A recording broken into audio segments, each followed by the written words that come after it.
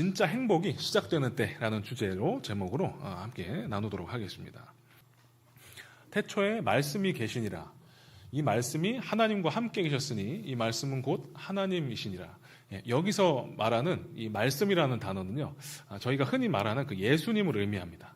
예수님이 말씀으로 대입해서 보시면 되겠습니다. 예수님이 그가 태초에 하나님과 함께 계셨고 만물이 예수님으로 말미암아 지은 바 되었으니 지은 것이 하나도 예수님 없이는 된 것이 없느니라. 다음 구절입니다. 예수님 안에 생명이 있었으니 이 생명은 사람들의 빛이라. 빛이 어둠에 빛이 돼 어둠이 깨닫지 못하더라. 참빛 곧 세상에 와서 각 사람에게 비추는 빛이 있었나니. 다음 구절이요. 말씀이 육신이 되어, 이 말씀이 또 예수님이십니다. 말씀이 육신이 돼서 인간이 볼 수 있는 형상으로 오신 분이 예수님이십니다. 우리 가운데 거하심에 우리가 예수님의 영광을 보니 아버지의 독생자 외동 아들이라는 뜻입니다. 영광이요 은혜와 진리가 충만하더라. 우리가 다 예수님의 충만하신 데서 가득 넘치시는 그 풍성함 가운데서 받으니 은혜 위에 은혜로라. 율법은 모세로 말미암아, 다음이요. 율법은 모세로 말미암아 주어진 것이요 은혜와 진리는 예수 그리스도로 말미암아 온 것이라. 마지막 18절 말씀은 우리 가는교회 청년 중고등부 학생들하고는 함께 읽어볼게요. 자, 시작. 본래 하나님을 본 사람이 없으되.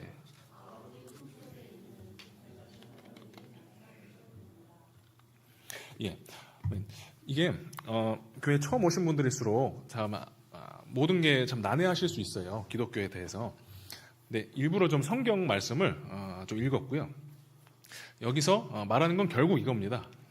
예수님이라는 분이 하나님이 누구시며 어떤 분인지, 하나님이 얼마나 좋으신 분인지 그분의 성품에 대해서 보여주셨다는 겁니다. 말과 실제 생활로, 삶으로 보여주셨다는 뜻입니다. 사람들이 기독교를 믿지 않는 이유 중에 가장 큰 이유 중에 하나는 오해해서 그렇습니다. 오해인데요. 구원에 대한 오해, 예수님에 대한 오해, 이거 오해가 참 심해요. 저도 처음부터 예수님 믿은 사람은 아니었거든요. 저도 이제 21살 때 예수님을 좀 믿게 됐습니다. 오해부터 좀 풀고 시작하고 싶어요. 흔한 오해는 이겁니다. 기독교인들은 자꾸 나보고 잘못이 있다, 죄인이라고 하고 예수님을 안 믿으면 죽어서 지옥에 가고 믿으면 천국에 가고 좀 너무 비과학적이고 비상식적인 얘기를 하는 것 같다. 좀 이런 오해가 있습니다. 근데 이거는 진짜 오해입니다. 기독교에서 말하는 구원은요, 진정한 행복에 대한 이야기고요, 죽어서에 대한 이야기가 아닙니다. 죽어서는 포함이 되는 걸 뿐이에요. 진짜 기독교에서 말하는 구원이라는 거에 대한 얘기는요, 관계 회복에 대한 이야기입니다. 관계 회복이요. 미국에서 그리고 한국에서 설문조사를 했거든요. 근데 똑같은 이제 결과가 나왔습니다. 인간이 가장 언제 불행한가, 그리고 가장 언제 행복한가. 카메라 조금 더 줌 아웃 해주시면 감사하겠습니다. 인간이 가장 언제 불행하고 가장 언제 행복한가를 조사해 봤더니 어느 나라나 미국이나 한국이나 다 1위로 꼽힌 게 관계 문제였습니다. 특별히 가족이라든지 애인이라든지 이런 나한테 중요한 사람들과의 대인관계가 행복의 혹은 불행의 최대 결정적인 요소로 꼽혔습니다. 조사가 됐어요. 이런 거랑 똑같습니다. 구원이 관계 회복이라고 말씀드렸는데요. 천국 가고 지옥 가고 이거는 둘째 문제고 관계 문제라고 말씀드렸는데요. 제가 그림 하나 준비했는데 구원받기 이전의 상태는요, 깨어진 관계입니다. 그러니까 성경은 우리를 예수님의 신부라고 사실 상징적으로 이제 표현하는데요. 그만큼 서로 끈끈하고 친밀한 관계, 서로가 서로의 행복을 보장해주는, 책임져주는 관계, 좌우하는 관계라는 겁니다. 그래서 이 그림에서 보시듯이 서로 관계가 깨지면 참 다른 걸로는 충족이 안 됩니다. 일시적으로는 충족이 될지라도 여러분한테 중요한 사람들, 가족, 애인, 배우자, 친구가 될 수도 있고, 친한 친구가 될 수도 있고요. 그런 나한테 중요한 사람들과의 관계가 깨어져 있고 소원해져 있으면 다른 것들이 충족이 돼도요, 공허합니다. 결국은 진짜 행복은 좀 거리가 있게 됩니다. 일시적인 쾌락만 누릴 수 있을 뿐입니다. 그래서 오늘 하고자 하는 얘기는요, 아까 제목에 나눴듯이 진짜 행복에 대한 이야기입니다. 인간이 언제 진짜 행복해지나. 우리 로마서 1장 16절 한번 보겠습니다. 진짜 행복해질 수 있다는 그 소식이기 때문에 옛날에 2000년 전에 살았던, 영어 이름이 폴입니다. 바울이라는 사람이 이렇게 고백합니다. 이렇게 말을 했습니다. 이 기쁜 소식을, 진짜 참 행복에 대한 소식이니까요, 이 기쁜 소식을 조금 더 부끄러워하지 않습니다. 자랑스럽습니다. 다른 말로 하면 그것은 처음에 일부의 사람들에게만 해당되었으나 이제는 모든 사람에게도 해당되는 이야기가 되었습니다. 모든 믿는 사람을 구원하시는 하나님의 능력이기 때문입니다. 이 기쁜 소식에는 17절입니다. 오직 믿음으로만 하나님과 올바른 관계를 갖게 된다는 것이 나타나 있습니다. 이것은 성경에 의로운 사람은 믿음으로 살 것이다 라고 쓰인 말씀과 같습니다. 그러니까 이런 겁니다. 상대방을 믿게 될 때가 언제세요? 상대방이 신뢰할 만한 인격과 성품을 갖고 있다고 경험되었을 때 믿음이 생기잖아요. 상대방에 대한 신뢰도가 생기잖아요. 하나님과도 똑같습니다. 하나님한테도요, 하나님이, 예수님이 정말 신뢰하실 만한 분, 나한테 정말 사랑해 주시고 정말 좋은 분이라는 것을 우리가 경험하게 될 때, 체험하게 될 때 믿음이라는 게 생깁니다. 인격체 대 인격체의 믿음입니다. 그래서 저희 기독교에서 말하는 예수님 믿는다는 것은요, 그냥 맹목적인 어떤 허무맹랑한 그런 것이 아닙니다. 예수님이라는 그 살아있는 그 인격체의 대상과 우리끼리도 이제 커뮤니케이션을 하잖아요. 커뮤니케이션을 하면서 그분의 성품을 알아가면서 이분에 대한 신뢰가 자연스럽게 싹트는 게 믿음입니다. 그리고 이 믿음으로 이제 구원을 받는다고 우리는 말합니다. 이제 구원에 대해서 한번 살펴볼게요. 자, 1번입니다. 구원에 대한 오해를 좀 푸는 것을 요약해 보겠습니다. 구원은 관계 회복입니다. 천국, 지옥 얘기이기 이전에 관계 회복에 대한 얘기입니다. 관계는 방금 말씀드렸듯이요, 상대방에 대한, 특별히 저희는 직접적으로 예수님에 대한 그분의 성품을 체험할 때 신뢰감이 생기고 믿음이 생겨서 예수님과의 깨어졌던 관계가 회복됩니다. 아까 보여드렸던 그림처럼 지금은 분리되어 있는 관계입니다. 예수님 믿기 전까지는 분리되어 있는 관계, 다른 말로 하면 아무 상관없는 관계입니다. 내 인생에 예수님이 아무런 영향을 미치지 못하고 예수님의 사랑을 아직 체험해 본 적이 없는 그런 상태입니다.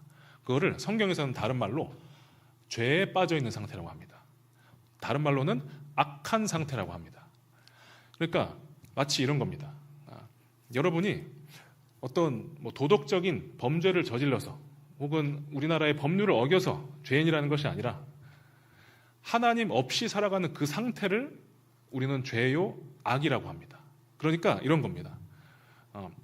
차가움에 실체가 있을까요? 그냥 열이 없는 상태를 저희는 차갑다고 합니다. 열이 없으면 차가운 겁니다.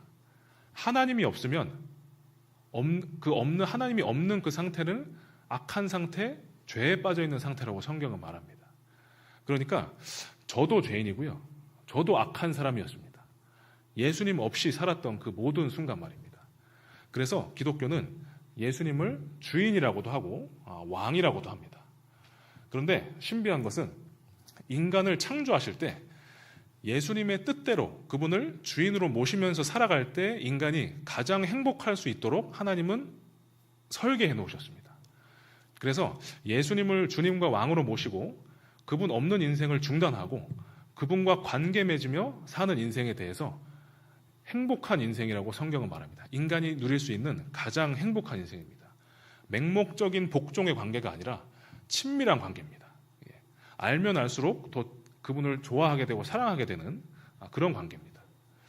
그리고 이 관계를 우리는 두 글자로 은혜라고 합니다. 은혜라는 두 글자는 다른 말로 하면 이제 선물입니다. 그래서 저희가 노력해서 혹은 나는 교회 한번 다녀봐야겠다 이런 의지는 좋은 것이지만 그것으로 우리가 예수님을 믿게 되고 그런 것이 아니라 너무나 감사하게도 예수님이 공짜로 선물로 은혜로 우리의 노력이 아니라 은혜로 우리에게 이 믿음을 부어주십니다. 그리고 이 은혜를 실질적으로 체험할 때는 사람마다 다릅니다. 그런데 한 가지 분명한 것은 지난 2000년 동안 예수님은 교회라는 수단을 통해서 이 일을 해오셨습니다. 여러분을 초청해서 모셔온 우리 중고청 지체들이 그 교회라는 통로가 된 것입니다. 그래서 저는 이렇게 좀 하셨으면 좋겠습니다. 오늘은 어떻게 보면 시작에 불과합니다. 저희가 교회라는 이 수단을 통해서 예수님에 대해서 함께 알아가고 함께 행복을 누리는 그런 관계가 계속됐으면 합니다. 왜냐하면 여러분이 교회에 계속 와주신다고 해서 사실 저희가 뭐 금전적으로 이득을 본다든지 뭐 이런 건 아예 없습니다. 오히려 섬기는데 저희 돈을 모아서 저희는 쓰고 있거든요. 저희는 정말로 어떤 이익을 바라는 것이 아니라 여러분이 진정한 기쁨과 행복을 함께 맛보면서 예수님을 알아갔으면 하는 그 마음에서 오늘 이렇게 행사를 파티를 준비를 했습니다. 그래서 저희 준비한 우리 사람들의 좀 진정성을 좀 한번 생각해 주시면 좋을 것 같아요. 이 사람들이 왜 이렇게까지 이렇게 하나? 왜 그렇게 교회를 다니라고 할까? 진짜로 예수님이 부활하셔서 3일 만에 부활하시고 살아계시기 때문에 너무 좋아서 그런 거거든요. 너무 좋기 때문에 이 좋은 분을 함께 알아갔으면 하는 것입니다. 그만큼 여러분들은 저희들에게 소중한 존재들이세요. 우리 골로새서라는 성경 1장 21절을 한번 같이 읽어보겠습니다. 1장 21절입니다. 함께 읽어보겠습니다. 1장 20절부터 읽을게요. 1장 20절부터 함께 읽겠습니다. 시작. 하나님께서는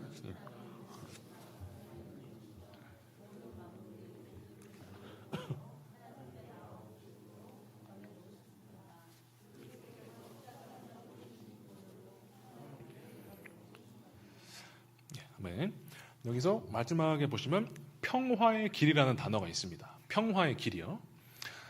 평화의 길은 자막 한번 띄워주시면 좋겠는데요. 평화롭게 살 수 있는 방법이라는 뜻입니다. 길은 the way, 방법이라는 뜻입니다. 그러면 이거는 한 가지를 전제하고 있습니다. 평화롭지 않은 상태이기 때문에 평화로워지자고 하는 거거든요. 예수님을 통해서. 이 평화의 반대말은 전쟁이 되겠습니다. 예수님을 아직 진정으로 만나지 못한 상태는 일종의 전쟁 상태입니다. 성경은 그렇게 말하고 있습니다. 그러니까 이런 것입니다. 전쟁은 대상이 있어야겠죠. 나랑 지금 누구랑 전쟁 중인 겁니다. 그 누구가 누구냐면 하나님이십니다. 아직 예수님을 진짜로 못 만나신 분들은요, 성경에 의하면 하나님과 전쟁 상태에 있는 분들입니다. 그러면 하나님과 전쟁 상태라는 건 뭘까요? 교회를 핍박하고 교회에 다니는 사람들을 욕하고 이런 걸까요? 그런 거는 그냥 가시적으로 드러나는 현상에 불과합니다. 본질은 이겁니다. 하나님이 여러분이 너무 특별해가지고요, 한 사람 한 사람에게 딱 맞춰서 누구랑 결혼할지, 그리고 어떤 직업을 가질지, 그리고 어디서 어느 지역에서 누구와 함께 무엇을 하며 살지 가장 행복한 그 계획을 갖고 계시거든요. 하나님은 여러분 한 사람을 한 사람을 향한 그 최고의 계획을 갖고 계세요. 근데 그 계획에 무관심하고, 나를 위한 계획인데도 무관심한 거죠. 그것에 순종하지 않고 내 마음과 내 뜻대로 살아가는 그 상태입니다.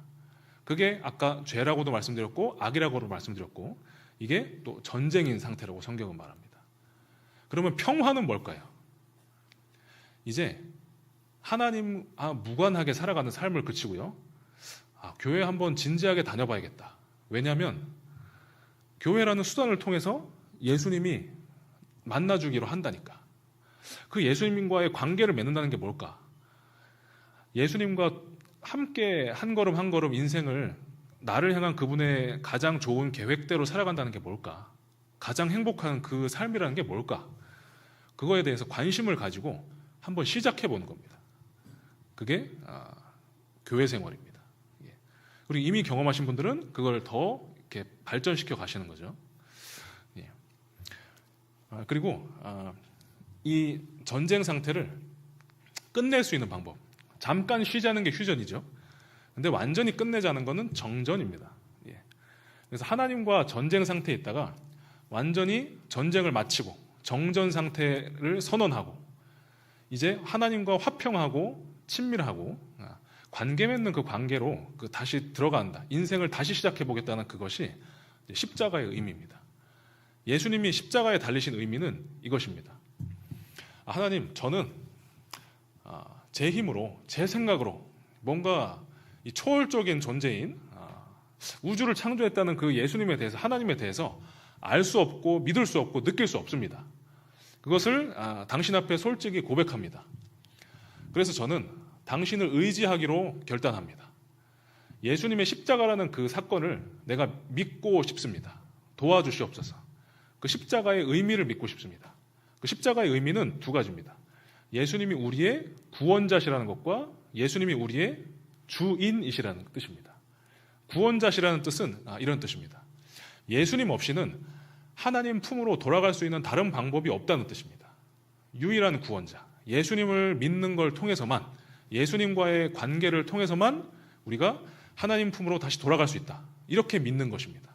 그리고 두 번째는 이제부터는 내 인생을 내 뜻대로 살지 않고 또 내 힘으로 살지 않고 예수님의 뜻과 힘대로 살아가길 원합니다. 나를 향한 가장 완벽하고 행복한 계획을 당신께서 갖고 계시다는 것을 믿고 가보겠습니다.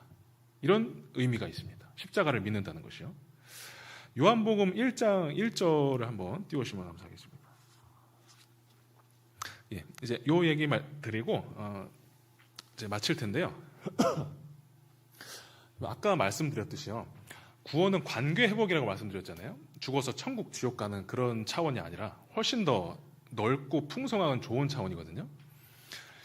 그러니까 이런 겁니다. 관계 회복이라는 게 참 우리는 이 땅에서 살아가다 보니까 그렇게 크게 와닿지 않을 수 있거든요. 우리 중고등학생들이 친구랑 싸웠어요. 그래서 서로 말도 안 해요. 인스타 팔로우도 끊어버렸어요. 그러다가 이제 화해를 했어요. 그래서 다시 인스타 팔로우도 하고 학교에서 보면 인사하고 이런 게 우리가 생각하는 수준의 관계 회복입니다. 그런데 이거는 이런 거죠. 잃어버렸던 거를 다시 얻는 거에 불과해요. 잃어버리기 이전 상태보다 더 올라가는 건 아니에요. 근데 성경에서 말하는 관계 회복은 이겁니다. 선악과를 들어보셨을지 모르겠어요. 선악과를 따먹으면서 우리 인간들이 하나님과 상관없이 사는 그 삶을 살다가 예수님을 믿고 아담처럼 하나님과 이제 상관 있는 삶으로 회복됐다라는 걸 훨씬 넘어서서 그거보다 더 깊은 관계로 갔다는 게 구원이거든요. 그거를 요한복음 1장 1절은 이렇게 말합니다. 태초에 말씀이 계시니라. 이 말씀이 하나님과 함께 계셨으니 이 말씀은 곧 하나님이시니라. 이 함께라는 단어를 주목해 보시면 좋을 것 같아요. 여기서 함께라는 단어를 설명드릴게요. 우리 유럽의 그리스라는 나라 있죠. 그리스 언어로 이거를 프로스라고 하는데 영어로 하면 이 단어의 뜻이 두 가지가 있습니다. 우리 자막 띄워주시면 감사하겠습니다. 첫 번째 뜻은 with, 그러니까 함께 그런 뜻이 있어요. 방금 읽은 것처럼요. 두 번째 뜻은 face to face라는 뜻이 있습니다. face to face, 얼굴과 얼굴을 서로 대면하여 보고 있는 상태입니다. 그러니까 예수님과 하나님이 세상이 만들어지기 전부터 예수님과 하나님이 아버지시고 예수님이 아들이시거든요. 그 가족 관계거든요. 하나님과 예수님께서 서로의 얼굴을 마주보고 계신 상태였다라는 뜻입니다. 그러니까 서로 나는 이 사람만 있으면 만족하고 최고로 행복하다. 이런 관계였던 겁니다. 그러니까 이 상대방 한 명이면 충분한, 서로 너무나 서로를 채워주는 100%의 행복을 주는 그런 관계였습니다. 얼굴과 얼굴을 마주 보면서 계속 서로만 쳐다보면서 그걸로만 해도 충분히 만족하고 행복한 그런 관계를, 그런 가족 생활을 하나님들께서 하고 계셨습니다. 하나님들, 아버지 하나님, 아들 하나님이신 예수님이요. 이 관계를 하고 계시다가 인간을요, 이 관계로 끼워주셨습니다. 이게 구원이 관계 회복이라는 의미입니다. 그러니까 우리는 아담이 잃어버렸던 관계를 회복하는 정도가 아니고요. 우리 기독교에서 말하는 구원은요, 예수님이 하나님과 갖고 계신 관계로 우리를 초청하셨다는 겁니다. 참 상상하기 어렵죠. 저희는 창세 전부터 존재해 본 적이 없는 사람들이거든요. 근데 확실한 거는 이 이상은 없다는 겁니다. 이 세상에 이 이상으로 즐거움을 줄 수 있고, 재미를 줄 수 있고, 인생의 가치와 인생의 동기부여를 줄 수 있고, 모든 공허함을 해소해주고, 내 인생을 최고의 행복으로, 만족으로 인도해주는 수단은 이거 외에는 없다는 것은 확실합니다. 왜냐하면 우리보다 훨씬 더 고차원적인 존재인 예수님과 하나님께서 이걸로 충분히 행복하고 만족하셨거든요. 우리가 머리로는 이거를 이해할 수는 없어요. 근데 이거를 주님을 알아가는 만큼은 이해할 수 있습니다. 지금은 좀 많이 이해가 안 되실 수도 있습니다. 하지만 우리가 이렇게 생각하면 됩니다. 제가 아버지 비유를 좀 들려고 준비를 해왔는데요. 여러분의 아버지가 어떤 분이신지 저는 정확히 모릅니다. 아예 모르죠. 예. 근데 이런 아버지가 있다고 가정해 보겠습니다. 일단 정말 능력이 있어요. 힘도 세고 돈도 많고 성품은 얼마나 자상한지, 여러분이 아들이든 딸이든 이 아버지 밑에서는요, 이 아버지 한 분만 있으면 정말 세상 다 가진 것 같을 정도로 정말 행복한 가정입니다. 근데 이 아버지에게 아들과 딸인 자녀들인 여러분이 큰 실수와 잘못을 저질렀습니다. 그래서 죄책감에 못 이겨서 집을 탈출했습니다. 그리고 혼자서 아버지 없이 살아가다가 다른 무엇을 해봐도, 뭐 넷플릭스를 열심히 봐도, 뭐 여러분들이 좋아하는 뭐 어떤 취미 생활들을 해봐도 진짜 행복을 순간적으로 쾌락만 느낄 뿐이지 못 느끼고 있다가 내 마음속 어딘가에 있는 본능적인 그리움이 일어나는 겁니다. 나한테 그 한 사람이 한 명 계시면 충분했던 그 아버지라는 존재, 완벽한 아버지라는 존재에 대해서 그리움이 생기고 다시 집으로 돌아가는 겁니다. 그게 교회에 나오시는 겁니다. 교회라는 건물을 나오기 위해서 나오는 게 아니라 이 과정을 통해서 하나님 아버지께로 원래 여러분이 계셔야 되는 그 자리로 돌아가는 겁니다. 내가 잃어버린 진짜 행복을 찾아서 다시 돌아가는 것 말입니다. 이 이상의 행복은 없다고 성경은 증언하고 있습니다. 그리고 우리 이미 믿는 크리스찬들도 실제로 경험했고 여러분들에게 그걸 증거하고 있습니다. 결론을 맺겠습니다. 이 행복으로 초청하고 싶습니다. 다른 어떤 것도 이 이상의 행복을 줄 수 없습니다. 저도 운동도 좋아하고 뭐 게임도 좋아하고 결혼도 했고요. 귀여운 딸도 키우고 있습니다. 인간이 이 땅에서 보통 이제 누리는 행복은 그래도 많이 누려본 것 같아요. 근데 저는요, 이렇게 정말 정직하게 이렇게 말하고 싶습니다. 제 아내, 제 어린 딸, 제가 가진 뭐 얼마 안 돼도 모든 돈과 그리고 제 부모님 다 합쳐도요, 예수님하고는 비교가 안 됩니다. 제가 가진 모든 것을 다 잃어버려도 예수님을 얻을 수 있다면 저는 그걸 선택하겠습니다. 인생을 100번을 다시 살아도 그렇게 할 겁니다. 가족도 돈도 취미생활도 절대 못 채워줍니다. 예수님만이 채우실 수 있는 여러분의 마음에 빈 공간이 있고 예수님만이 주실 수 있는 진짜 행복이 있습니다. 그것에 대해서 함께 알아가시기를 예수님의 이름으로 초청합니다. 우리 찬양팀 준비해 주시고요. 하나님은 너무 크셔서 사람이 말로 다 설명할 수가 없고요. 머리로 다 이해할 수가 없습니다. 근데 다행인 것은요, 하나님이 도와주십니다. 어떻게 도와주시냐면요, 우리 가슴으로 하나님을 느끼게 해주십니다. 내 눈앞에 가시적으로 보이지 않는 존재일지라도요, 내 눈으로 보이고 내 손으로 만질 수 있는 어떤 존재보다도 더 나에게 만족과 행복을 줄 수 있는 살아계신 인격체세요. 우리는 하나님을 느낄 수 있는 존재로 애초에 창조됐습니다. 그래서 이 하나님을 느낄 수 있는 이 기회를 교회와 함께 계속 좀 공급받으셨으면 참 좋겠습니다. 예, 우리 함께 찬양하겠습니다.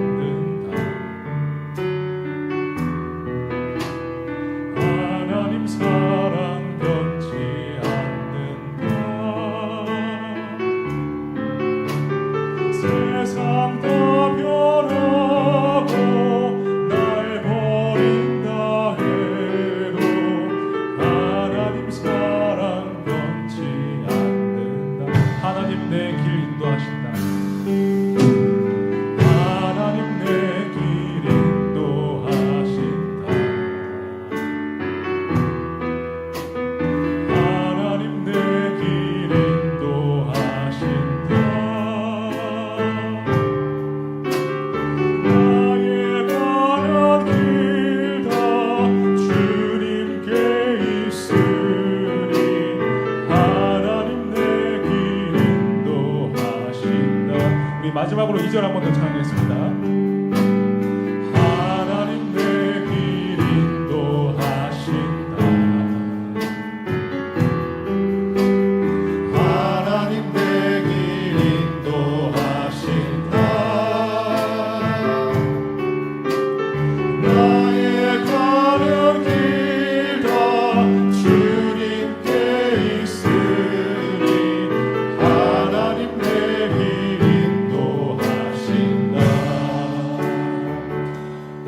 이 시간 함께 기도를 태어나서 처음 해보는 분들도 계실 텐데요. 눈을 뭐 감으셔도 되고 뜨셔도 되고 뭐 손을 모으셔도 되고 상관없습니다. 근데 그냥 진솔하게 예수님이라는 존재가 살아있다면 당신에 대해서 한번 좀 알고 싶습니다. 혹은 더 관심을 갖고 좀 진짜 좋은 분이라면 좀 알고 싶습니다. 좀 이런 기도를 솔직하게 하셨으면 좋겠거든요. 본인의 입으로 고백하시면서 하면 참 좋을 것 같습니다. 우리 함께 기도하겠습니다. 진짜 부활하시고 살아계신 그 예수님을 알고 싶은 마음과 주님 관심을 부어주시옵소서. 그 예수님을 마침내 실제로 만날 수 있도록 주님을 향한 관심을 주님 부어주시옵소서. 가족보다도 더 소중한, 취미생활보다도 더 즐거움이, 돈보다도 더 능력 있는 주님 살아계신 그 예수님을 알아가는 계기가 되게 하여 주시옵소서. 알고 싶은 마음이 들게 하시고 알고 싶은 의지가 들게 하여 주시옵소서. 주님 저항할 수 없는 당신의 은혜를 선물로 내려주시고 주님 도와주셔서 주님을 향한 진정한 믿음의 길로, 관계의 회복으로, 예수님과의 친밀함으로 주님 회복되게 하여 주시옵소서. 인도하여 주시옵소서. 나아가게 하여 주시옵소서. 살아계신 예수님, 진짜 살아계시다는 것을 주님 경험할 수 있는 기회를 주시옵소서. 주님 교회를 통해서 그 기회를 주심을 압니다. 주님 교회를 통해서 예수님을 만날 수 있는, 그리고 더 만날 수 있는 그 기회를 공급받고 제공받고 누리는 우리 모든 VIP 분들이 되실 수 있도록 주님 도와주시옵소서. 주님 인도하여 주시옵소서. 주님 역사하여 주시옵소서. 예, 우리 혹시 쑥스러우신 분들은 마음속으로 따라하셔도 괜찮거든요. 좀 괜찮으신다. 그렇다면 저를 좀 따라해서 기도해 주시면 감사하겠습니다. 제가 기도 한 문장씩 하면 따라 하시면 됩니다. 기도하겠습니다. 예수님, 예수님을 믿고 싶습니다. 얼마나 나를 사랑하시는지 알고 싶습니다. 살아계시다는 것을 경험하고 싶습니다. 나를 만나 주시옵소서. 도와주실 것을 기대하며 감사드립니다. 제 죄가 무엇인지 깨닫게 해주시고 하나님과 함께 살아가는 행복한 인생이 될 수 있도록 도와주시옵소서. 감사드립니다. 예수님 이름으로 기도드렸습니다. 아멘.